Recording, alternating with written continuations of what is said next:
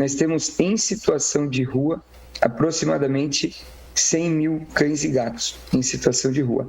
Além dos animais que estão em abrigo, nós temos abrigo com bastante lotação. E muitas pessoas, isso é um problema crônico que começou talvez quase 15 anos atrás. Repórter RMS News. A Prefeitura de Sorocaba, por meio da Secretaria do Meio Ambiente e Sustentabilidade, realizará no próximo dia 30, sexta-feira, a partir das 9 horas, a Blitz Pet, em observância ao chamado Abril Laranja, mês de conscientização, prevenção e de combate aos maus tratos contra animais. Essa campanha mundial foi criada em 2006 pela Sociedade Americana para a Prevenção de Crueldade contra os Animais. Para falar sobre este assunto, como será desenvolvida esta programação, com grande satisfação recebemos aqui no Repórter RMS News o secretário do Meio Ambiente de Sorocaba, secretário Antônio Prieto. Obrigado, amigo, pela oportunidade e o convite. Bom dia, doutora Marina. Prazer poder estar aqui pessoalmente online com você. Um grande prazer, fez um excelente trabalho na cidade e tornou uma grande referência. Muito obrigado mais uma vez. A satisfação é nossa poder recebê-lo aqui. Secretário, próxima sexta-feira, portanto, a Blitz Pet, em observância, estamos no chamado Abril Laranja, mês de conscientização, prevenção e de combate aos maus tratos contra animais. Sorocaba que tem tido aí, ao longo, pelo menos das últimas 2 décadas, a qual eu tenho acompanhado de uma forma mais pontual, momentos tristes nesse cenário, né, secretário? De registros, vez ou outra, em relação a maus tratos contra os animais. Qual é a realidade hoje na cidade? Como que a prefeitura se estrutura através da sua secretaria nessa área, secretário? Meu querido, infelizmente nós temos visto ainda muita frequência situações muito tristes de maus tratos. Toda vida importa, né? É o que eu costumo dizer sempre. Toda vida importa. Então, quando nós vemos recentemente um animal no Éden que foi castrado a sangue frio e aí as pessoas, numa angústia, ligaram correndo para as equipes de resgate, o animal corria sangrando pela rua, ou quando nós ficamos sabendo que o animal ele fica preso dentro de uma casa porque o morador ele simplesmente mudou e foi embora e deixou, isso deixa a gente bastante entristecido. As ações têm sido muito importantes no sentido de mostrar muitas pessoas, muitos tutores em Sorocaba, infelizmente, foram multados nesse ano. Nós já tivemos quase 400 ações nesse ano e uma centena delas se converteram em multa, autuação. Não é sempre esse o nosso objetivo, mas depois a pessoa ser orientada, ser instruída, ela mantém ainda os maus tratos, o animal preso numa corrente curta. Isso é uma coisa interessante. Muitas pessoas acham que maus tratos somente se caracteriza apenas por espancamento ou bater no animal. Não, falta de acesso a alimento, falta de acesso a abrigo de sol e chuva, calor e chuva. Corrente curta, infelizmente nós chegamos em muitas casas que a pessoa tem um animalzinho, mas ela não quer que o animalzinho suje a casa, então ela mantém o animal preso numa corrente de 1 metro, sabe? E em cima do xixi e do cocôzinho o dia inteiro. Então é muito triste. Felizmente, as ações que nós temos realizado, que a Associação de Bem-Estar tem realizado, tem mostrado para a população que a lei vai ser cumprida. Nós temos agora a Lei Sanção também, que faz com que o flagrante seja conduzido, o crime flagrante seja conduzido, o tutor seja conduzido à delegacia, ele responde um crime por maus tratos, ele paga uma multa que é pesada. E todas as ações no sentido de conscientizar a população de que todas as vidas importam, no momento, principalmente no momento como esse de pandemia, né? Secretário, em média, existe um censo da população canina, principalmente, e da população animal na cidade de Sorocaba? Existe um levantamento feito por uma universidade e ele registra que no interior, as cidades no interior de São Paulo tem uma média de um animal de rua para cada 7 habitantes. Então, fazendo um comparativo e considerando que Sorocaba tem uma média de 700 mil habitantes, nós temos em situação de rua aproximadamente 100 mil cães e gatos em situação de rua.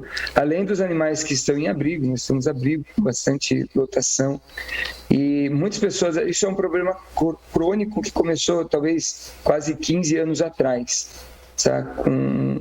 Depois eu não sei se você talvez gostaria de abordar esse assunto, mas é um problema que já tem origem lá há 15 anos, talvez. Exato, nós tivemos, e daí é até bom para relembrar, e como o senhor é o especialista na área, vamos voltar a esse retrato, a essa retrospectiva que o secretário tem em relação a esse cenário que se agrava nos últimos 15 anos. Tá se gravando. Então, assim, até 2008, existia uma legislação que permitia que animais saudáveis fossem eutanasiados, 2007, 2008, que animais saudáveis fossem eutanasiados no Centro de Controle de Zoonose. Então, um proprietário tinha 2, 3 gatos, ele vai mudar para o apartamento, não tem condição por falta de espaço, ele levava esse animal para a zoonose. Esse animal ficava lá em torno de 15 dias. Se ele não era adotado por alguma outra pessoa, resgatado, ele era eutanasiado no fim desse período, aproximadamente cada 15 ou 20 dias, dependia da cidade. Nós tínhamos um índice muito grande de eutanásias que eram realizados no Centro de Controle de Zoonose, talvez, dependia muito de cada cidade, em torno aí de 40, 50 semanalmente. E demorou muito para alguém acordar e falar, puxa vida, não faz sentido eutanasiar esses animais saudáveis, privar eles da vida. Então, foi criada a lei. A questão não foi criada nenhuma política pública compensatória equivalente para controle populacional. Era uma forma eutanásia de controlar a população de cães e gatos. E demorou para alguém acordar e perceber que isso precisava ser feito, essa lei precisava existir. O problema é que não foi criada nenhuma política pública de controle de natalidade, controle de população. E ainda persiste, secretário? E ainda persiste esse cenário? Não, hoje não existe mais. De 2008 para frente foi proibido a eutanásia de animais. Correto. A questão é que não foi criada nenhuma política pública para controle populacional. E aí nós começamos a ter um acúmulo ao cubo, nem exponencial, de procriação. Então, se você fizer o cálculo de 50 animais eutanasiados semanalmente, vezes 12 meses, vezes 13, 14 anos quase, nós temos uma população aí de 60 mil animais que aí eles se multiplicam na velocidade. Uma cadela, por exemplo, uma cadela de raça York, ela cria 2 filhotes no ano, um deles provavelmente vai morrer se não morrer os 2. Uma cadelinha de rua, ela cria 15 filhotes no ano, ela vai ter 2 crias, com 7 ou 8 cada cria. E na maior parte das vezes, 80% é fêmea desses filhotes. E eles se reproduzem numa velocidade. A cadela na rua, ela com 6 meses, ela já emprenha a primeira vez. Correto. Doutora Marina Elaine Pereira, na nossa bancada de formadores e formadoras de opinião independentes. Sua colocação, perguntas ao secretário do Meio Ambiente, Antônio Prieto. Doutora Marina. Secretário, admiração muito grande por você, viu, doutora? Imagina, obrigada também. Quando eu fui secretária de saúde, eu peguei bem a transição da seção do bem-estar animal, porque era tudo zoonoses, como você bem falou um tempo atrás. E eu vi um pouco as dificuldades, né? Existia até uma disputa entre os funcionários, era até engraçado. Então a gente tinha que estar fazendo a mediação nesse sentido. E eu queria saber do secretário, né, que nem você colocou agora, com relação às políticas públicas de controle, porque ainda tivemos nesse ano os mutirões de castração, e se há previsão, né, para esse ano dentro da tua pasta, porque agora é uma pasta, isso afeta a sua pasta, e também a questão da mão de obra. Eu sei da carência de RH que existe, né, na tua pasta também, que foi feita, na verdade, Oliveira, já não tinha funcionário, e ainda o que tinha foi dividido entre a saúde e entre o meio ambiente na ocasião. E aí eu gostaria de saber também se há previsão, né, de aumento do RH, principalmente de veterinário, porque a gente sabe, eu sei que é um veterinário só para toda a seção do bem-estar animal. Então, eu gostaria de saber, né, quais são as previsões para esse ano dentro do novo governo aí. Doutora, infelizmente, nós tivemos as primeiras ações no mês de março de castração. E aí, logo na sequência, assim que nós encerramos, nós estávamos indo para a região do Carandá e Parque São Bento, e aí novamente voltou a restrição da fase vermelha. Na primeira etapa, foram castrados aproximadamente 1.000 animais, entre Brigadeiro Tobias e o Éden e Cajuru. E aí, quando na sequência, né, do cronograma a gente estava indo para o Carandá e São Bento, fechou novamente. Nós estamos aguardando, né, a revogação ou volta da fase para a gente conseguir dar sequência. Nós temos uma expectativa boa que agora em maio é possível que a gente consiga voltar, mas vai depender muito das fases que nós encontramos. É um fato realmente e nada melhor, ninguém melhor do que já quem trabalhou lá dentro sabe como é escasso a mão de obra, né, e os recursos humanos da prefeitura.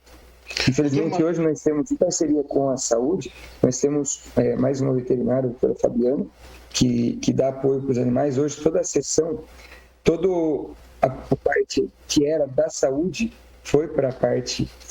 O bem-estar assumiu todo o canil. Então, nós temos algumas baias que a saúde ainda utiliza por aquelas questões de zoonose para um acompanhamento de triagem no período de quarentena, mas todo o canil. Então, nós temos o apoio da doutora Fabiana, que é da saúde, no suporte, e temos o Dr. Fábio.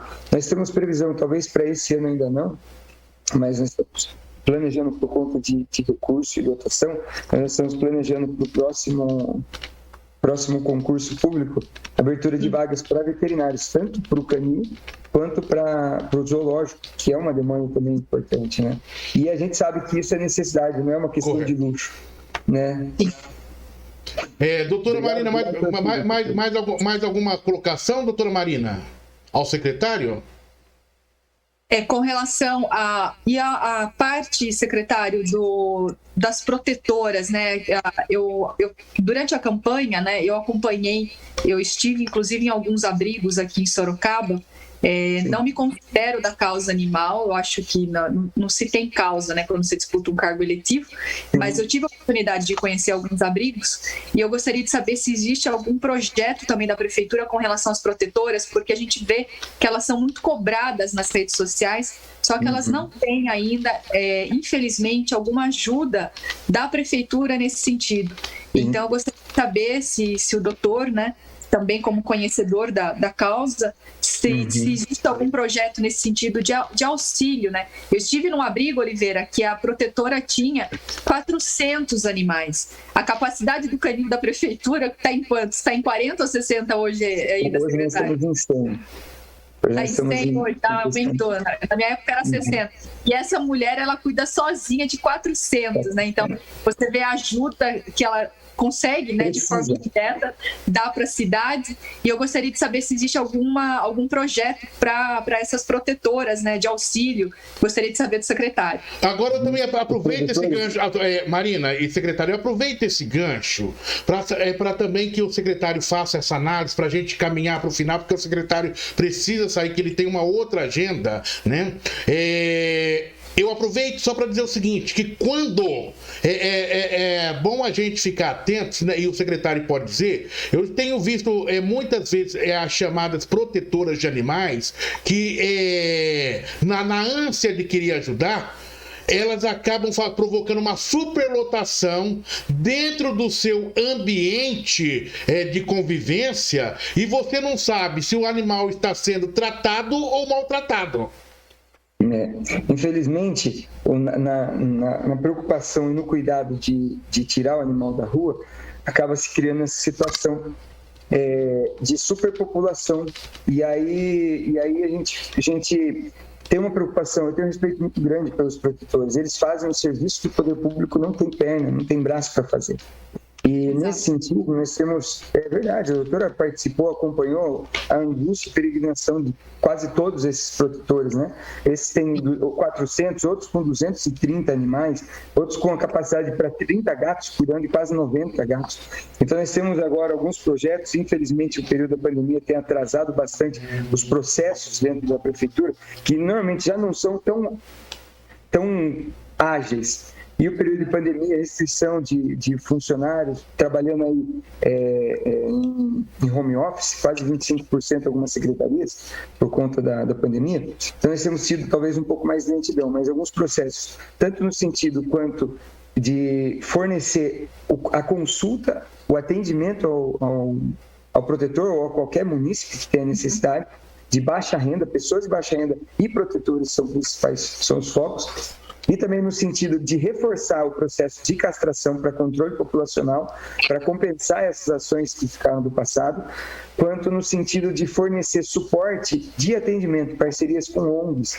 Nós temos algumas ONGs muito importantes em Sorocaba, que têm feito um trabalho maravilhoso. E eles precisam de suporte, precisam desse apoio, e com certeza nós estamos aí iniciando numa fase bastante difícil, talvez mais difícil um pouco, economicamente, do que foi no ano passado, no ano anterior.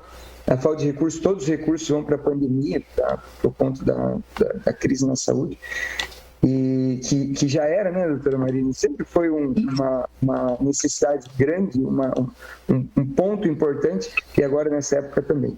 Então, pode concluir, secretário. Então é isso, nós temos desenvolvido alguns trabalhos importantes nesse sentido, e com certeza com o tempo, infelizmente, em questão de 4 meses, a gente ainda não conseguiu solucionar todos os problemas. Algumas pessoas até questionam. Outro dia um comentário de uma pessoa: esse secretário em 4 meses não recolheu 100 mil animais que estão na rua em Sorocaba? Nem que nós fechássemos todos os parques e jardim botânico de Sorocaba e colocássemos na frente para placa-abrigo, não caberia. Então, o processo é controle populacional. Falta ração, falta alimento veterinário, mas esses são sintomas de um problema, de uma crise grave, que é a falta de controle populacional, de políticas públicas para isso. E nós estamos focados bastante nisso e vamos à frente com o apoio de pessoas importantes, pessoas influentes, como a doutora Marina, e tantos outros que já estiveram nesse cargo. Nós vamos conseguir vencer. Não é para mim, não é para você, é para nós, é a nossa cidade. Cuidar, bem-estar animal é questão de saúde pública. Correto.